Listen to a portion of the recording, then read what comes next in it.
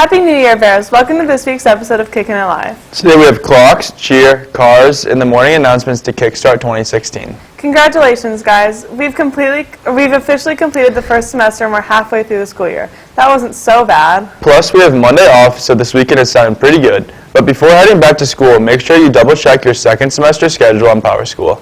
You won't be receiving a paper copy of your schedule because that's so last year. We have laptops now, so it's on you to know where you're going on Tuesday. Freshmen, some classes do change at the semester, so don't find yourself in the wrong place. Now we take a look at what's up with the clocks. You may have noticed the clocks around the high school have been really acting up lately. We decided to take a look at what some students around the high school thought was the issue. I think it's aliens because a few days ago I saw a UFO in the sky. I think E.T.'s trying to phone home except he's missing the T. I personally think Mr. Vasquez is messing with the clocks to make us stay here longer at school, and yeah. Mr. Caudill decided to let us know what the real problem was. There was a power outage over break, and then the next morning the clocks were having their current issue, and basically what's happening is the machine that runs all of the clocks as well as the PA is constantly restarting. So it works for about 30 seconds, and then it turns off and turns back on, and then it works for about 30 more seconds. This has been Cole Optenkamp and Annie Murray reporting for WARL. There is not a timeline for where the clocks and bells will be back to working order, but it is a top priority. So find the morning announcements on Schoology for now. Make sure you thank Teresa Morley and Jennifer Merriman for manually sounding each bell. Now to Johnny Meredith Sports. Welcome back to your favorite segment with your favorite people. I know you're all upset because this is our last week on sports, but don't you worry because we will be back next week. You'll be left in great hands with William Andrew and Jack Anthony. Oh gosh, that combo is dangerous. Well, anyways, it was a big winter break for the Golden Bears sports teams. The Golden Grapplers went to Medina to wrestle in the toughest meet of the season. Senior Isaac Wonderlike put the team on his back and got second at the legendary tourney. The boys basketball team took their talents to Missouri to play against some great competition but came away with their first two losses. There was a silver lining, however, as Jake Curran has officially found his stroke, going 5 for 5 from 3. Strange considering I own him in 1v1. Yes, that is rather strange, Johnny. Now we take a closer look at the varsity basketball cheer squad. The girls basketball cheer squad has had a great start to their season, cheering for an undefeated team. Senior captain Kennedy Dunlap tells us more. We practice every day except when we have games on Tuesdays and Fridays and sometimes Saturdays. We lift Mondays and Thursdays and we have Wednesdays off for tumbling. Really come together this season. A lot of us didn't know each other before season, but we've had a lot of team bonding.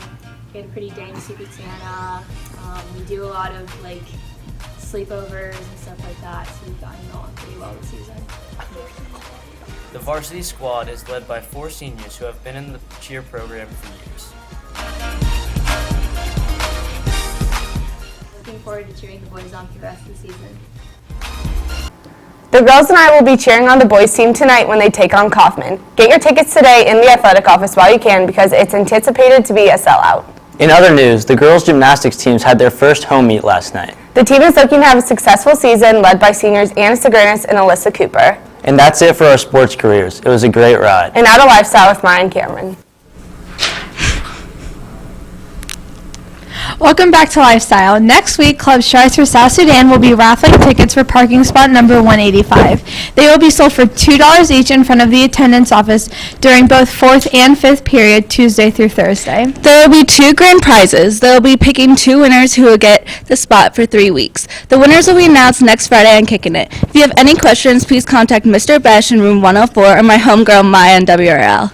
Also, auditions for Poetry Out Loud are next Tuesday and Wednesday from 3:15 to 5:35 p.m. in room 121. Students must sign up in advance through the tiny URL link on the screen. Just remember UAHSPOL auditions or see your language arts teacher for more details. Over break, Making a Murderer premiered on Netflix, where the story of Stephen Avery is revealed, who was framed of killing multiple people and was locked up for 18 years. If you are a fan of SVU, I would suggest it. In other TV news, season 20 of The Bachelor aired where Ben Higgins made an appearance while having to send home girls the first night who wore unicorn heads and brought their miniature pony.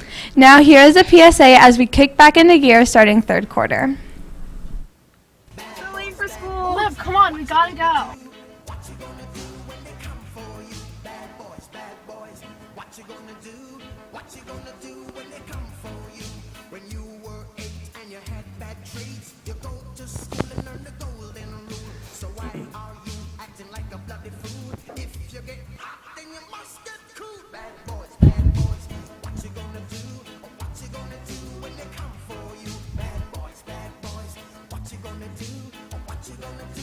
Mr. Rice, I think someone stole my car. Think someone stole your car? Yeah, it's on its spot. Alright, let's go check. Your car was here? Yeah, now it's gone. Did you let anybody borrow it or anything? No. Did you leave the keys in it? Yeah. Alright, I guess we'll go check, see if we can find it.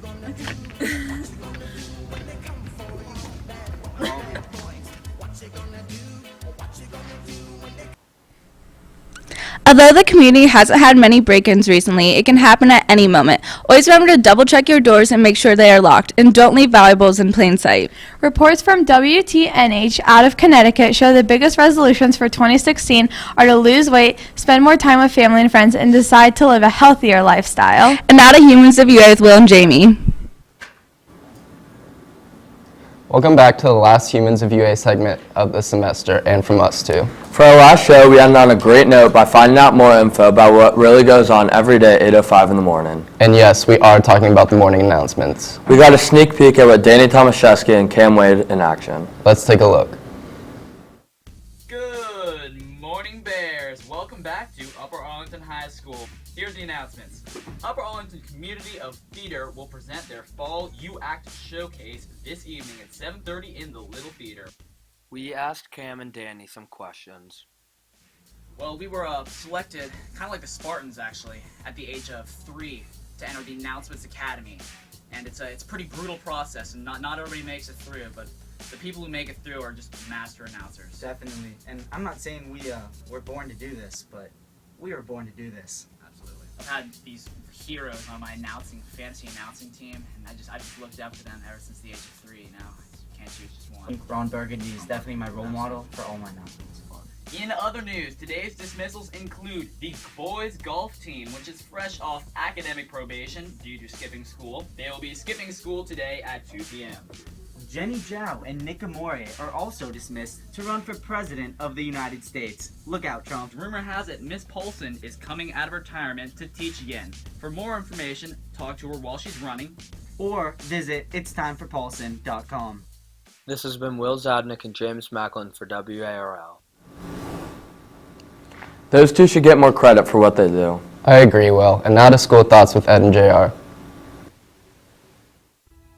Star Wars The Force Awakens is out, and it's set to be the most successful movie of all time.